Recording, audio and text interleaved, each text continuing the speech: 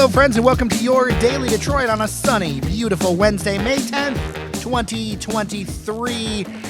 Wow, what a day. I am Jer Stays, and across the table from me is... Norris Howard. Good to see you, sir, though usually you're a guest. Yes, that is true. And now you're in our house. Outside, under a tent, but yes, in your house. Metaphorical house. Metaphorically, yes, in the house, indeed. We have quite a busy show to talk about. Frankly, a lot of fun things happening around. We are, if you hear the background noise, we are at Hometown Tourist Day in Campus Martius Park. There is literally a queue line streetcar rumbling past us right now. There is so much energy, so many people. It's crazy, Norris. Yeah, it's fantastic. I love seeing the city like this. I always tell folks, summer in Detroit is not like many other cities because just you're able to sit down, you're able to talk to folks, people pull you to the side. It's weird. I always say, for as a bad of a rap sometimes Detroit gets, we're actually quite a friendly big city, I would say, in interpersonal conversations. I agree completely, and that's kind of the magic of this place. And one of the reasons I wanted to have you on and talk about is because we've been doing some stuff with soccer, of course, yes. with Detroit City FC. But there is so much more you bring to the table. Now, when you are on the show as a guest, because you're going to be doing some more stuff with us, going forward, you are in the esports space. So yes, sir. For people who don't know, Norris, where do you come from and where are you at? So as I always say, like if I was any more Detroit, I'd be born in a plant because I was born here, raised here, went to school K through 8 here, went to college here, and lived the vast majority of my adult life here. And it's a place very near and dear to my heart. So that's where I am right now, and that's where I come from. Southeast Michigan and Metro Detroit has always been not just a part of my DNA, but my family's DNA. My mom was born here. My dad was born here. We could call ourselves Romans, basically. Like that's how long my family's been here. And for the foreseeable future, I don't see us leaving. Yeah. So why Daily Detroit? Why sit here? You have skills. I mean, you hosted a number of podcasts yourself in different topic areas. So why are you sitting with us? I mean, we're honored to do it, but... Yeah, I just think it's really important for a show and a brand like Daily Detroit to exist because, Detroit often gets a really bad rap nationally. Even still, people have the narrative of the comeback city, but it's other people telling that story. It's national media that's telling that story for us, and that's always rubbed me the wrong way as somebody who is a native who has the skills to be able to tell the story of somebody who was born and raised here and saw it go through so many different phases, whether it be like emergency management and bankruptcy, but also this sort of renaissance, wink, wink, nudge, nudge. It felt like I should be a part of that narrative and a part of that storytelling. So that's why I'm sitting here with you. Well, and I'm glad for you to do it. There's been so much decimation of local information and news. Like, I don't want to just say news. I want to talk about information as well, ways to connect people. And fortunately, through this podcast and a bit of the email newsletter, we've been start to kind of cut our own space with that and reach people who, frankly, like I did a survey, like a good portion of our audience, honestly, they don't really tune into traditional news that much. And I mean, you're a little bit younger than I am. Why do you think that is? I just think, honestly, laziness. I think local news, to a certain extent, you have to go and seek it out, right? Right. Like you either have to be at your TV at 5 or 6 or 11, or you have to subscribe to your local newspaper, which they already make that incredibly difficult. It was actually a lot easier to interface with local news, so many years ago when it cost, $1 to get the paper sent to your house, right? But I think nowadays, even though it's easier for people to log on and read the news or listen to podcasts, you're not hearing or seeing a lot of those local news outlets take advantage of that. And I think that's where Daily Detroit really does kind of have an advantage and really does a great job, where you're in the field, you're talking to the people, and you're doing it every day, as opposed to a lot of the more traditional news outlets where they still have to pay a certain amount of attention to, for lack of a better term, the blood and guts. They have to also pay attention to, the big sports stories, the lowest common denominator. And that's not a diss to the readership or viewership. And I have a ton of respect for my, media colleagues. As you know, Absolutely. we've had so many of them on the show. There's been some great strides moving forward with like diversity, especially like over at the Free Press, hiring the first black female editor. You know, that's absolutely wonderful. Yeah. So this isn't like a knock against anybody's individual work, but it's kind of nice when you start with more of a fresh slate, Yes. as opposed to so many years, not a blank canvas, but a fresh slate of how are we going to look at things? How are we going to deliver things? You're not married to old deals, old whatever to make that happen. So sitting here in Campus Martius with all the things going around, you're from Brightmoor. Yes. How does this all make you feel? I love it, and there's sort of still the quote unquote two cities narrative of Detroit that I don't think we can wholly run away from quite yet, because where I grew up, it ain't much happening over there. I'm gonna be honest, but down here feels fantastic, and this is wonderful. And I lived downtown for a number of years, lived in Lafayette Park for a number of years, and I enjoyed it very thoroughly as a resident, as a native, as somebody who always wanted to see more, because the only reason for us to come downtown back when I was much younger, back in the day, was to go to the club. And a lot of people may not remember this, but the Fillmore right now, which used to be the State Theater, used to turn into a club every Saturday night.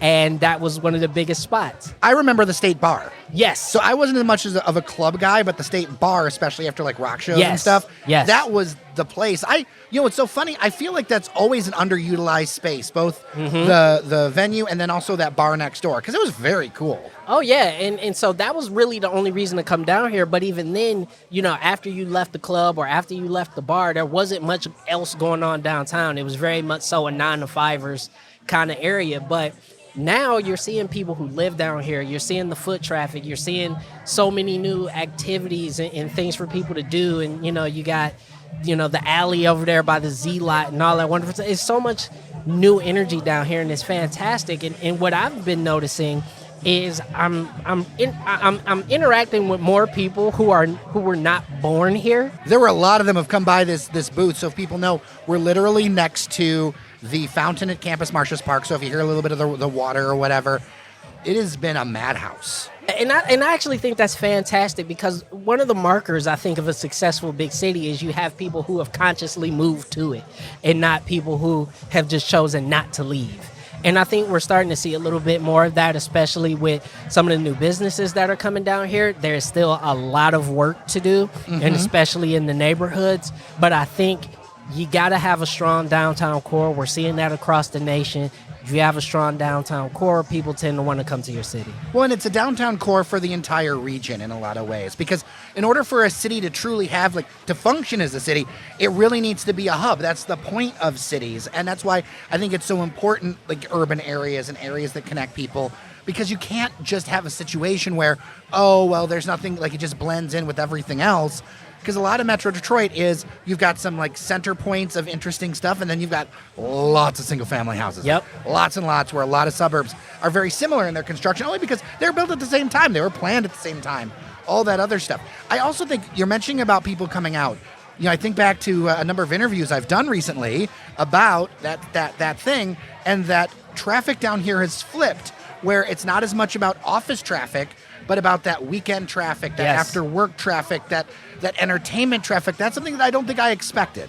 Yeah, no, and it's really interesting, especially when my partner and I lived down here, we used to always talk about, the weekend warriors, the folks who would come down from Oakland County or from Western Wayne County to go to the Tigers game, Pistons games, or, the bars and the new things that were happening down here.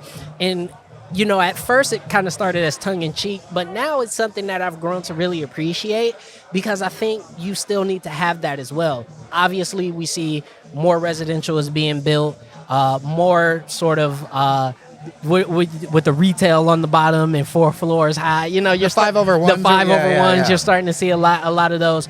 But that weekend traffic has been an uptick in that after work traffic has been an uptick, and I think it's fantastic. Yeah.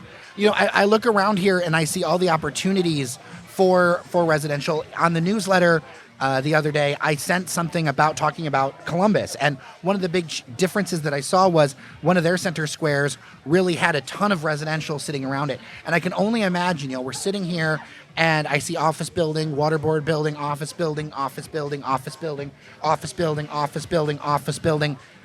It would be so amazing. I think there's one residential building I can see from here, maybe two.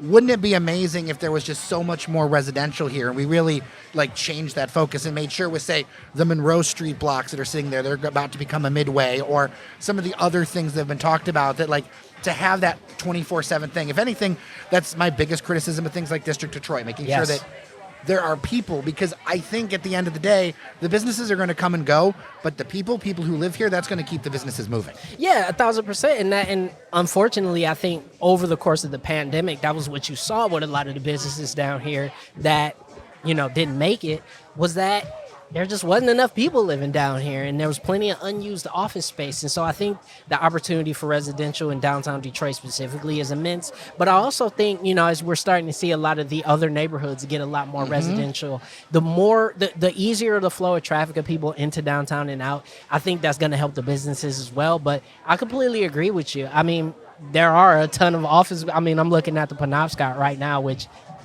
That should just be apartments. I think it's wasted space just sitting there as offices. I don't know if it's 1 million square feet or whatever, but some ridiculous number across two buildings. It would absolutely make sense. Another thing I'm noticing, too, amongst friends, you've got more and more people actually choosing to send their kids to Detroit Public Schools, which is another huge move, but that's a real thing now. It is a real thing, and for me, that's always been the thing that will, for lack of a better term, make or break the city. If more people choose to send their kids to DPS, I'm a product of DPS. I graduated from a DPS school, and I know that there are the teachers there. There are the people there. There is the quality there, but the support from not just the city and the state, but also the people has to be there. And the more children go to the system, we know it feeds it, and conditions can improve. But that, to me, is the number one barometer for where the city is going or not. If we continue to see people pull their kids out of that system, I think ultimately the growth we're seeing is superficial. So that people can get to know you more, what are, say, 3 spots you would recommend people check out on your list? They don't need to be fancy, or it can be whatever you want, but 3 spots that you like that you might catch Norris. All right, so where you might catch me at Desert Oasis, the coffee spot. So I'm a coffee junkie, so over here in Capitol Park, around the corner from us. It's been a spot I've loved for many years. You'll always catch me there. Also, as a native, I have to say this. You do have to go to a Coney, but I'm going to tell you, ignore American and Lafayette. Wackest Coney's on the planet to me. Wow, okay. And I have a similar opinion, but okay, so what's your Coney? So me, I'm an L. George's kind of guy. All right. You know what I'm saying? So if you multiple locations, but if you really want, 6 Mile and Schaefer is a strong one. You go get in, get out, get your chili cheese, have a great time. So for me, that's the Coney that I'm choosing. And also, if you haven't been, you do have to go to Belle Isle. Period. You gotta go to Belle Isle. You gotta check it out. It's a jewel of the city. It's a jewel of the state. One of the most beautiful parks I've ever been to, really, in the world. Honestly, I've been to many parks across the U.S. and a few outside of the U.S. And there are not many parks like Belle Isle, so you have to go. But those would be the 3 things that I say as a Detroiter you probably should 1,000% experience. So a couple questions on that. Number 1, mine is Dooley's. Oh, Dooley's is another great choice. I mean, it may not be El George's, but it's a great choice. But you got to be cash only. You might just have a man with a banjo if it's late at night. Exactly. I always say the thicker the bulletproof grass, the better the food at the Coney. And Belle Isle, what do you think of some of the changes? I enjoy it for the most part. I mean, obviously, I grew up when Belle Isle was 1,000% free, and there wasn't even the semblance of having to pay to get on it. I remember when there was the Belle Isle Zoo. Yes. As a kid. I walked those things as a kid. That was with the flamingos and everything. Oh, it was fantastic. It was wonderful. It was a great experience. I think they're getting back to it, and especially now that it doesn't have to shut down for the Grand Prix anymore, I think the conditions of the island will be even better. I like it. I think any improvement to the city, especially the city's parks, is a good thing, because third spaces and green space are actually something we have a lot of in Detroit, and we really should take more advantage of it.